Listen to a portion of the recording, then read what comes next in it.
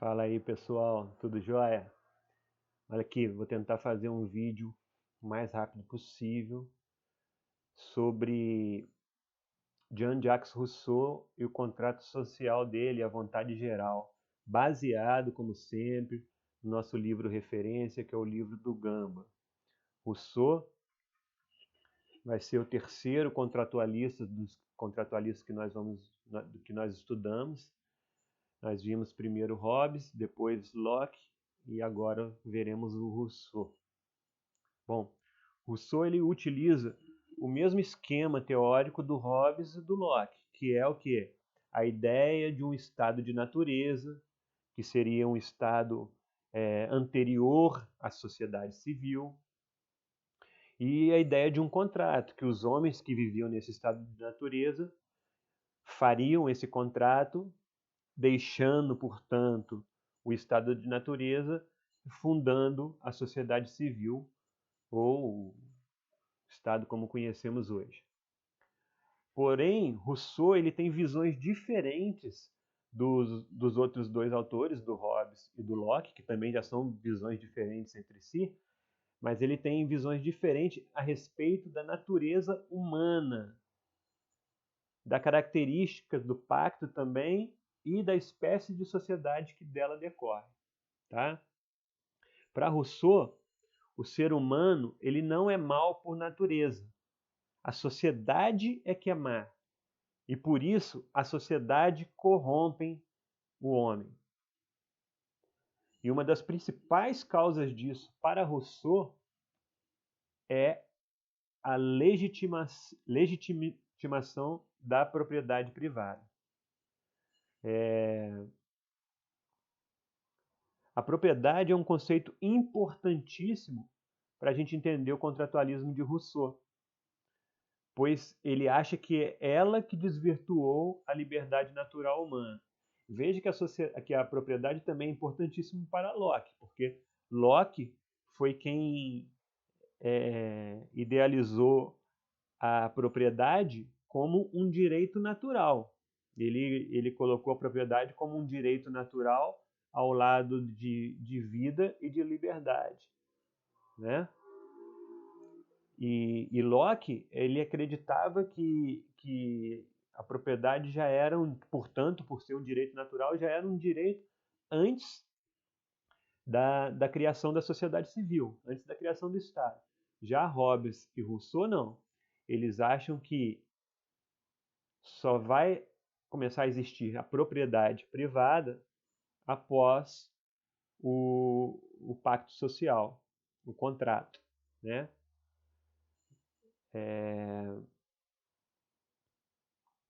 E Rousseau, na segunda parte do discurso, do seu segundo discurso, ele nos apresenta o limite em que o estado de natureza transforma-se em estado de guerra.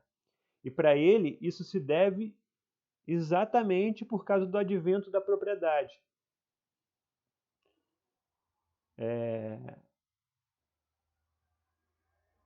O fato é que Rousseau e Hobbes, voltando naquilo que eu tinha falado, eles apontam que o direito de propriedade surge apenas depois do pacto. E Locke acredita que ele existe antes do pacto. Tá? Porque para Rousseau, no estado de natureza, quando o primeiro homem cria o que ele chama lá de uma propriedade, e aí começa a desvirtuar os outros seres humanos, ali não existia o direito de propriedade, existia sim uma usurpação, né? Porque a princípio, no começo, para ele, no estado de natureza, não há nem noção de propriedade no espírito do homem. Então, esses homens não eram dependentes entre si, porque tudo pertencia igualmente a todos e havia alimento suficiente para todos, para que todos se saciassem, de modo que não havia briga por territórios ou alimentos. Entretanto, essa situação muda drasticamente com o surgimento da noção de propriedade. E aí eu vou ler para vocês agora um trecho do próprio autor, do próprio Rousseau, onde ele fala sobre isso. Vamos lá. Estou citando Rousseau, hein?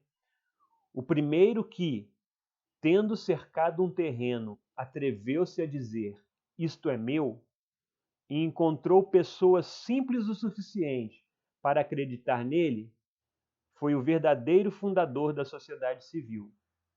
Quantos crimes, guerras, assassínios, quantas misérias e horrores não teria poupado ao gênero humano aquele que, arrancando as estacas ou enchendo o fosso, houvesse gritado aos seus semelhantes: evitai ouvir esse impostor, estareis perdidos se esquecerdes que os frutos são de todos e que a terra não é de ninguém. Então é só uma passagem aí do livro do Rousseau, onde ele diz, na teoria dele, o momento em que surge a noção de propriedade privada no estado de natureza. E como eu disse, para ele isso era uma usurpação, só passaria a ser um direito, a propriedade privada, a partir da formação da sociedade civil depois do contrato. Então, para Rousseau, é exatamente esse advento da propriedade, o surgimento da propriedade, que inicia o estado de guerra, no estado de natureza. Porque quando alguém toma aquela terra que era comum para todos,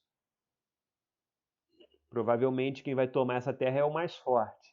E esse mais forte vai sujeitar todos os demais homens à tirania das relações sociais.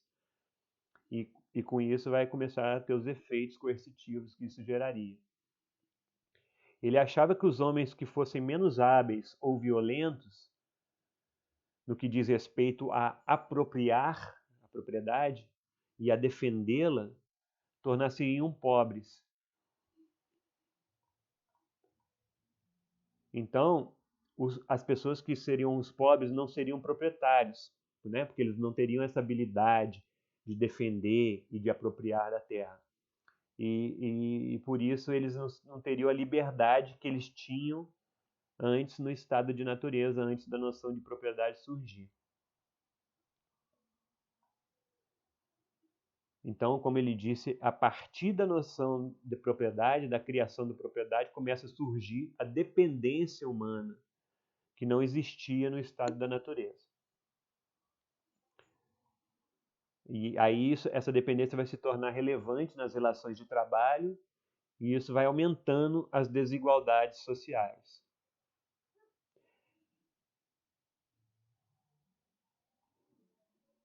Bom, a partir do momento que tem essa situação instaurada, ele vê que vai ser uma constante guerra de todos contra todos, e aí não tendo mais segurança, por isso o que gera muita insegurança, né? Essa guerra de todos contra todos, assim como lá em Hobbes, e por isso os homens se unem para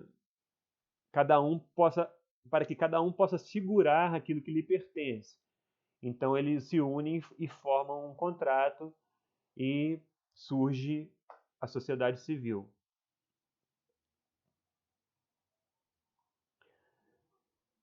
Então, Rousseau ele aponta que a propriedade e as leis são responsáveis por tornar estável e legítima a desigualdade. Repetindo, ele diz que quando se faz o contrato social, aquilo que antes era uma usurpação, né? Você se apropriou daquele terreno que antes era de todos, aquilo passa a ser um direito de propriedade, certo? E então, com o surgimento da sociedade civil, surgem-se as leis, surge o direito, né, a essa propriedade, e isso é que vai tornar estável, pois vai acabar com aquele estado de guerra, e vai tornar legítima a desigualdade. Porque antes começou a existir a desigualdade a partir do momento do surgimento da propriedade, que alguém se apropriou, que várias pessoas começaram a se apropriar, quem não conseguia ficava pobre, então surgiu uma desigualdade, mas isso não era legitimado. E a partir do surgimento da sociedade, depois do pacto, isso se tornou legítimo. Então, portanto, o homem ele perdeu a liberdade natural e o direito ilimitado a tudo que ele tinha, tudo que ele podia alcançar, mas ele ganha a liberdade civil, né, que vai ser limitada pela vontade geral, e ele ganha a propriedade com título, né, de tudo que ele já possui. Na teoria de Rousseau, após o pacto, só existe enquanto o homem, né? Na teoria de Rousseau, após o pacto, o homem só vai existir enquanto ele participe da sociedade. Portanto, ele é uma parte indivisível do todo. E esse todo é um corpo moral e coletivo que é resultante do pacto. E aí o que rege esse corpo coletivo, essa coletividade, na teoria de Rousseau, é a vontade geral, que é a vontade voltada ao bem comum. Só que isso não é uma questão numérica, essa vontade geral, não é uma mera questão de vontade da maioria, mas é uma expressão comum da vontade dos particulares. Então esse corpo social que é gerado pelo contrato, ele tem uma atribuição de traduzir essa vontade geral no sistema legislativo. Bom, se em Hobbes tem um dever a gente vê que existe um dever de obediência do cidadão em relação ao súdito, em relação ao Estado, o cidadão não tem praticamente direitos, ele é um cidadão passivo, né? Ele não participa da política. Em Rousseau, não. Rousseau, o cidadão possui um papel participativo na sociedade civil, que seria, portanto, uma república para Rousseau, ele rejeitando todos os modelos aristocráticos e monárquicos. Bom, finalizando, é importante a gente destacar que a sociedade civil prevista por Rousseau seria um tipo de democracia direta, devido à participação ativa do cidadão, né, na condução das coisas do corpo social, do corpo político.